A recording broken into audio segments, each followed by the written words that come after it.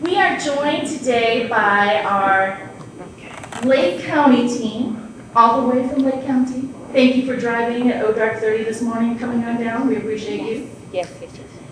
Before we celebrate the amazing successes and wonderful progressive and innovative work of the team on stage, I wanted to share an announcement on behalf of Mr. James Garrett Jr.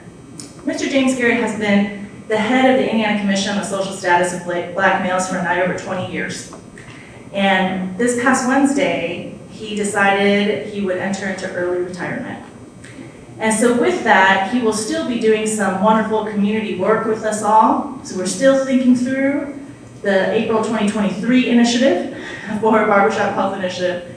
But Mr. Garrett is no longer with the Indiana Commission, but he will be helping us to lead potentially further efforts as we have the opportunity to connect with the Confess Project of America, as Mr. Lorenzo Lewis, the CEO of the Confess Project of America, which is the barbershop mental health campaign across the nation, is coming to Indianapolis next week to discuss a potential partnership in having the Confess Project here in Indiana.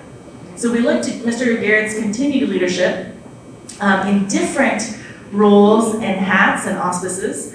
And so today we are going to have the wonderful Farida Falk, who has been at the head of 6 of the 10 years, give me accurate 6? 5 of the 10 years, since 2017, of the Black Barbershop Health Initiative, supporting the project management statewide on that program. So I'll yield to Ms. Farida Falk as she introduces the health initiative and our wonderful panelists today. Ms. Falk. Thank you, Sunny. Can everyone hear me all right? Yes. All right. So like Sunny said, my name is Farida Falk. I'm a public health project manager with TechServe, and I have been working as a part of the Black Barbershop Health Initiative since 2017 when I started out as Sunny's intern.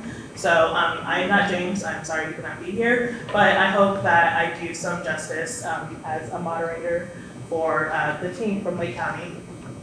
So just a little bit of background for anyone who doesn't know what the Indiana Black Barbershop Health Initiative is. It started out in, I think, 2011 as a way to get Black males all around the state of Indiana to really take their health a little bit more seriously, talk about the health issues that they have in a space that's really comfortable for them, which a lot of people in the Black community know. The barbershop is a prime gathering place for Black males, so it only made sense to partner up with local community leaders in the form of barbers to help get the word out about the importance of getting screened. So that's just a little bit of background on what the Indiana Black Barbershop Health Initiative is. Just this past year, it took place in about 16 cities all across the state of Indiana with 50 plus participating barbershops, and we can only hope to grow it in the years to come. So with that being said, I will go ahead and get started in moderating this panel with the team from Holistic Evolution in Gary, Indiana. So if you could all start by doing a brief introduction of yourselves. Thank you, Sunny. How's everyone doing? My name is Christian Jackson. I'm currently going to school to be a barber and also doing training for Holistic Evolution to be a community worker. I decided to join because I wanted to get this information out there to other people around my age, because I'm 21, going on 22, and wanted to get them to see that we need to go to the doctor and talk about our health physically, mentally, emotionally, all that more than we do now, and to just get them aware and understand that, it's important to take care of yourself and to just be there for one another as a community as well. So that's why I joined and why I think it's a good thing that we're doing, especially in our hometown. I feel like a mama bird. Like that just like I'm just like, go Christian. Yes. Yes, I didn't think that he was gonna be talking, and so I've been prepping him like, you're gonna have to talk now. So I feel very proud. My name is Esther Lewis. I'm CEO of Holistic Evolution, which is a nonprofit membership system that supports males of color, or supports organizations that support males of color 16 to 24. And I think that's all we're supposed to do, introduce ourselves right now. Yeah, just share whatever you want. All right, I'm gonna pass it on. Hi, good afternoon. I'm Erin Cheryl Hayes. I'm the Community Wellness Coordinator for Purdue Extension with their nutrition education program, and have partnered with Esther and the team on the Black Barbershop Health Initiative for, goodness, I think it's like six, 7 years, I believe. So just happy to be here today and to be talking about this wonderful topic. Great, thank you. Yeah, round of applause. So I have a few questions here that I prepared for each of you, but we really want to make this a pretty informal conversation and just get to know more about what you've all done with the health initiative and where it will be going in the future. So Esther, my first question is for you. Can you please begin by telling us the story of Holistic Evolution? So how did it begin? What inspired you to start it? Where are you at right now? And where do you hope to go in the future with it? Awesome, thanks, Farida. So the Indiana Black Barbershop Health Initiative, James Garrett, I was working at Job Corps, and I coordinated our students helping out with the Black Barbershop Health Initiative in 2012. So maybe like the second year that it was happening. And then I moved back to Northwest Indiana, and he reached out to me and said that he needed somebody to start coordinating it there. This was 2013, 2014. So I started coordinating the Black Barbershop Health Initiative in Lake County, and I was taking it very seriously. Like, I was being very competitive with the amount of screenings that we did in our community, and just really trying to go above and beyond and making sure that we're getting the information out there as it relates to Black men's health. We went from, maybe about 50 volunteers and 5 barbershops, to probably like the highest is maybe like 150 volunteers, including the barbers and medical and non-medical volunteers. And we typically partner with about 30 community organizations to do the Black Barbershop Health Initiative. And I think the most screenings that we've done is probably a little over 200 on one Saturday in National Minority Health Month. But it was this experience with the Black Barbershop Health Initiative that really supported me in identifying purpose. I am a single mother, and I have a 21-year-old son, same age as Christian. So I knew I had a passion for Black men and just supporting them, because I'm a mother and I just want to support, my son. But being in the community and doing this work through the Black Barbershop Health Initiative and expanding the purview of the Black Barbershop Health Initiative into things that like the community is saying that they're needing, it really jilted me into purpose and starting Holistic Evolution and, identifying like a clear path. Like, I really want to work with males of color 16 to 24, just having exposure to the research, what those health outcomes look like for males of color in the state of Indiana and throughout the nation, honestly, but specifically that age group. I knew that that was like a population and just where I really wanted to hone in my efforts. So after more than 10 years of kind of working with males of color in the Indiana Black Barbershop Health Initiative and really bringing in community resources to support males of color. Through this process, I started Holistic Evolution, October 2019, and we doing a lot of stuff. Great, thank you so much, Esther. And I would like to say, because you already sort of alluded to this, the fact that you guys have been doing amazing in Northwest Indiana. I've been pulling together those data reports for the last 5 years, so I can attest to the fact that Gary and just the Lake County region is usually either #1 or #2. So they've been doing absolutely fantastic over the last however many years that you've been involved in this. Yes. Just a shameless plug there that they're doing great. And I guess you've already sort of answered my next question, which was going to be, how did you actually originally become involved with the health initiative? So I guess my next question for you would be, what have you learned during your time as a community leader with the initiative, and how has it sort of changed your perspective on your own community? So we're talking about, and it's actually been more than 10 years that the Black Barbershop Health Initiative has been going, like, we don't count the COVID years, but I've learned a ton. Not originally, we've never had funding to do the Black Barbershop Health Initiative. And so in Northwest Indiana, for us, and in Lake County, for us to really facilitate a wide range community initiative, it takes funding. And at the time, I was doing this work as volunteer. So taking on sponsorship to pay for lunches.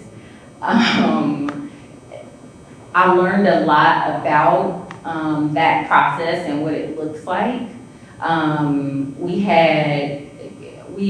have some people in the community that have very long memories, and so so I bumped my head a couple of times as it relates to sponsorship and making sure that you're not getting sponsors that are direct competitors. Making sure that you ask the questions of how large do you want your logo to be.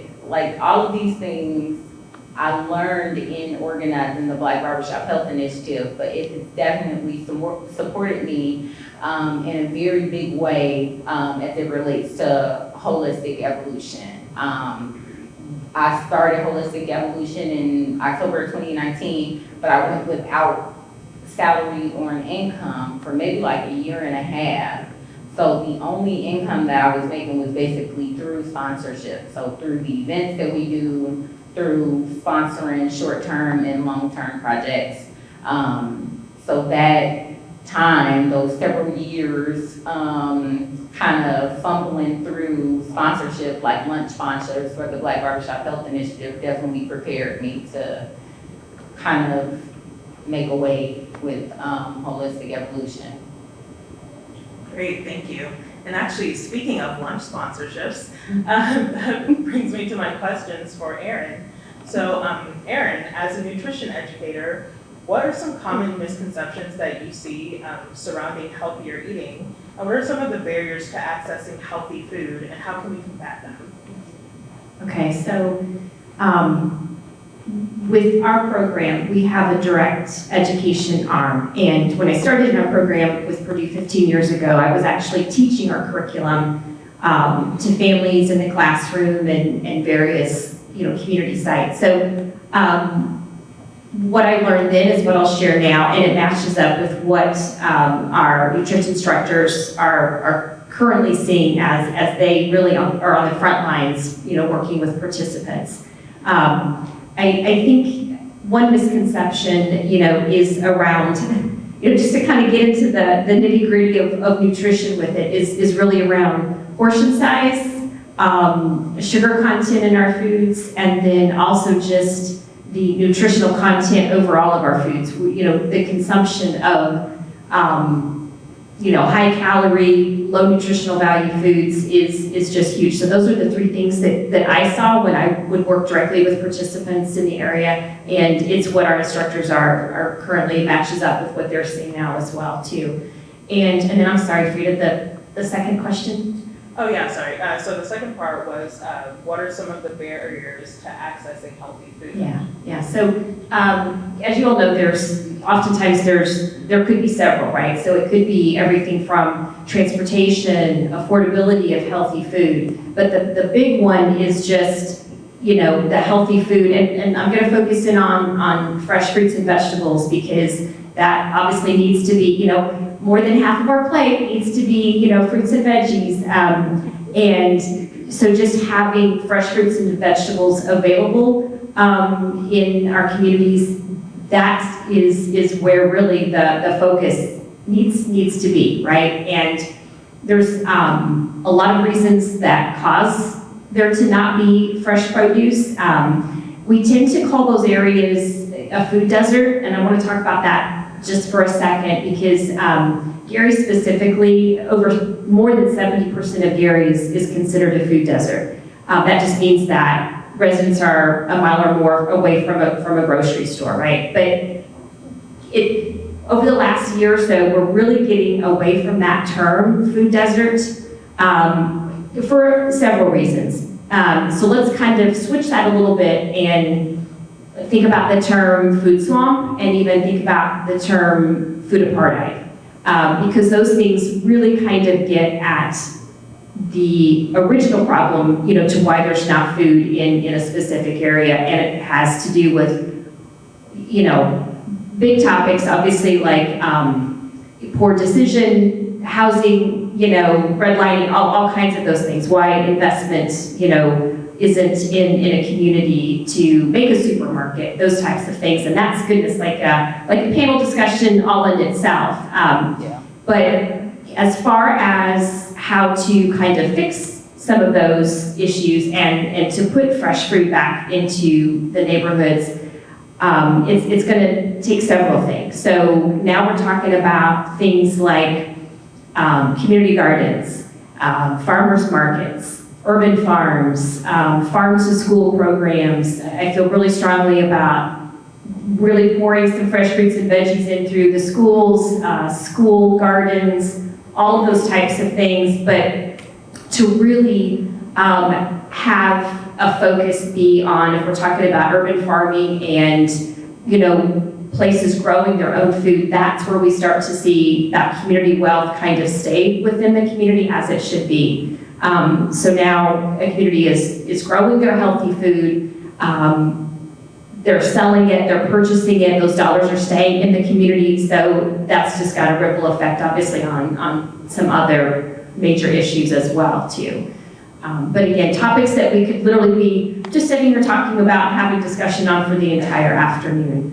And Frida, was there another one there? I forget, did I answer one? No, I think you answered both of those questions. Okay. So as it pertains to the Black Barbershop Health Initiative, how have you really helped to encourage healthy eating and nutrition education during your time with the initiative? Yeah. So some of these ways may sound like small things, right? Because I'm going to mention one of the things that we do is, we provide information about diet quality, label reading, little things like that, healthy, eating tips, and it is, we've tried really hard to gear that specifically, to males, and if you've got a limited time at, the event in April, you can't bombard folks with a ton of papers and things like that. So we've tried to be really,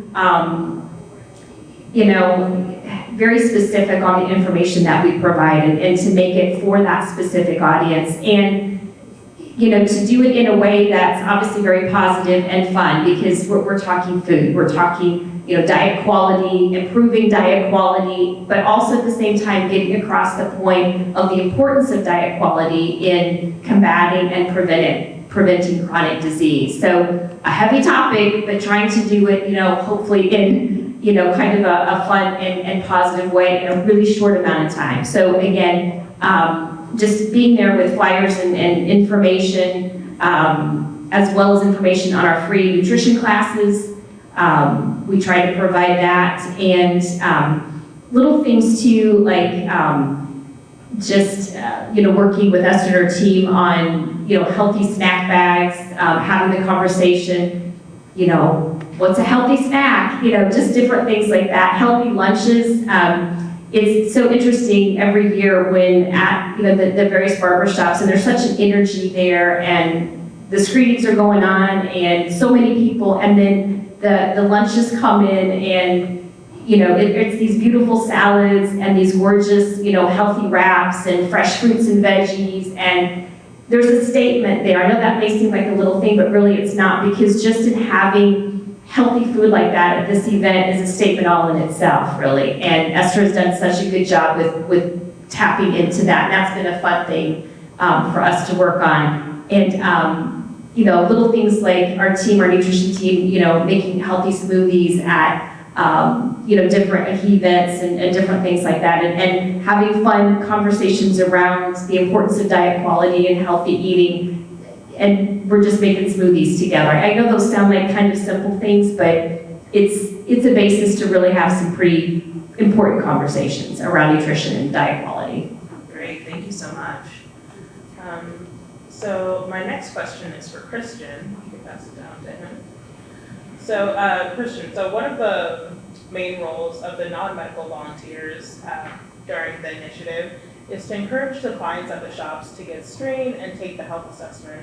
What are the best ways to get people excited and interested in learning more about their health and getting screened and talking about their, issues that they see in their community?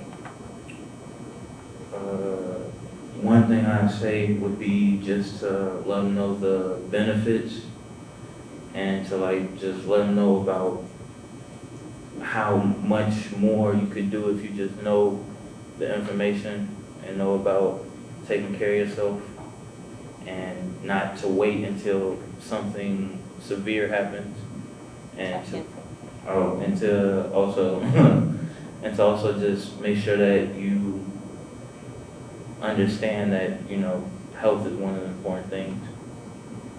Yeah, that's really great, thank you. Good job. So while you're actually in the shops, how do you get the conversations actually going about healthcare, health concerns, public health, especially from the perspective of a Black male? I would say to involve yourself in the conversation, of course, and to just first start with yourself, kind of, divulge information. To be vulnerable? Yeah, being vulnerable and just to be relatable, and letting them know that, you can relate to them in some type of way, and letting them know that you are also may go through the same thing or something of the same thing. So I would say that'd be one of them, and to just also bring it up in the most comfortable way so that they don't feel like you're pressuring them. Yeah. So I think those would be most comfortable. Yeah, no, I think those are all excellent points, because it's a lot easier to take in information when someone's talking with you and having an actual conversation and not talking at you or talking down to you. Nobody wants that. So no, I think those are all excellent points. Thank you. Can I just please say that that's another mama bird moment. So I'm not sure if you guys, well, I didn't say it, but we applied for the Together We Will grant, and one of the expansions that we are making from the Black Barbershop Health Initiative, as well as with Holistic Evolution, is taking barber students and barbers, or mentors and mentees, and training them as community health workers, and then and then Holistic Evolution is paying those mentor-mentee relationships to have barbershop talks around public health issues. And so Christian is one of the students, the barber students, that's currently taking the community health worker training class. And so that was one of his homework assignments, that he has to figure out a way to start a health conversation. So yes, I'm Mama Burden over here like, oh my goodness, that's great, good job. Really good job. Thank you so much, Esther, that was amazing. And honestly, I could tell, I was like, Esther, are you about to cry here on stage? No, like I was just, so that is very impressive to me. When we originally started the community health worker training, we did like a pre-survey where we were kind of like looking at health behaviors and things like that. And Christian was just very quiet. You know, like you guys, he's just very mouth-spoken. One of the things that we do when we start, when we started this class was I asked them to say their name and what song they're listening to right now, like what song are they vibing with. And each one of them kind of said, oh, I'm listening to Rod Wave, or I'm listening to, you know, and then we talked about what health behaviors can come out of listening to that type of music. Like if you're listening to songs about depression, what that looks like. If you're listening to songs about killing or shooting, you know, like how does that show up in you? But again, all of these were conversations that was very new to the group of young men that was in that area. So for him to be sitting here a couple weeks later and saying, this is how I would start the conversation, that's what we want to see happen. You know, that's what we got, you know, 16-year-olds in that class. It's a little bit, you know, immature, and then we got 21 and 23 and even 30-year-olds. And so it just, after doing the Black Barbershop Health Initiative and kind of seeing like, oh, okay, this would be good to do, and this is what Black men need, and this is what I'm hearing in the community. So after seeing that for so many years, and then things start to come to fruition for you, and starting Holistic Evolution and then getting the funding. Like me and Sunny have been talking about training barbers as community health workers for at least 3 or 4 years, maybe even longer. And so it's just like, okay, now it's happening. And then once you say now it's happening, and then you got a young man, 21 years old, that did not feel comfortable having a conversation about, you know, health behaviors before, but be on the panel and be saying, this is how I would lead a conversation about health behaviors. That just, like, I feel like I was born for a reason, y'all. Like I could just, it just feels good. It feels good. And I'm just thankful that I'm able to have this moment in front of y'all. Thank you so much, Esther. Actually, I'm really glad that you brought up the CHW training point, because that leads me to my last question for Christian. So have any of your views on any like current public health topics actually shifted since you began CHW training? Yeah, I would say it just made me more curious about my health, made me want to actually look into certain stuff, actually, you know, want to go see the doctor more often than just seeing him like, oh, okay, I'm not feeling too well, or I didn't, you know, my leg ain't been acting right, something like crazy like that. So I decided that, you know, it just was a good thing to do, and to just, it just kind of opened my eyes to the things that we don't actually do until it's like too late type situation. So prevention. Yeah. Prevention has really been key for you. That's amazing, thank you. So I'd like to conclude with 2 final questions for all 3 of the panelists. The first one is, what is your vision for what is your vision for the future of community health and community health workers? I would say my vision is to hopefully have more people involved and to just shine a light on what's going on, and to actually get people more interested and invested in doing community service for the community. Thank you. Good job. Okay, so holistic evolution is, I would love for this project that I'm calling the He Barbershop Health Series. I really would love for this to continue to go on. So essentially, we are training barber students or mentor-mentee relationships as community health workers, and then they will facilitate the barbershop talks that we're calling He Barbershop Health Series on community violence, suicide prevention, mental health promotion, risky sexual behavior, and it's the fifth one that that's escaping me. Drug abuse. Yes, drug prevention and abuse. So we're gonna have a production team that captures the conversations around these particular topics. And then we're gonna put out kind of like little excerpts to get the community kind of engaged and, get these conversations started, especially as it relates to young men of color. Especially the age group that we're focusing in on, because it's a very difficult population to reach, that 16 to 24 year old. And then next year for Minority Health Month, we do something called He Health Weekend. And so we do the He Health Fair, and then typically the next day we do the Indiana Black Barbershop Health Initiative. Where it's just kind of like a whole weekend full of, males of color, and we're talking about health and promoting health. But this coming up year in April, I'm hopeful that we'll be finished with the He Barbershop Health Series, and we could have like a finished product where we are sharing what are the guys saying in the barbershop as it relates to community violence, as it relates to substance abuse, as it relates to risky sexual behavior, mental health promotion, and suicide prevention. So that's definitely where we're going.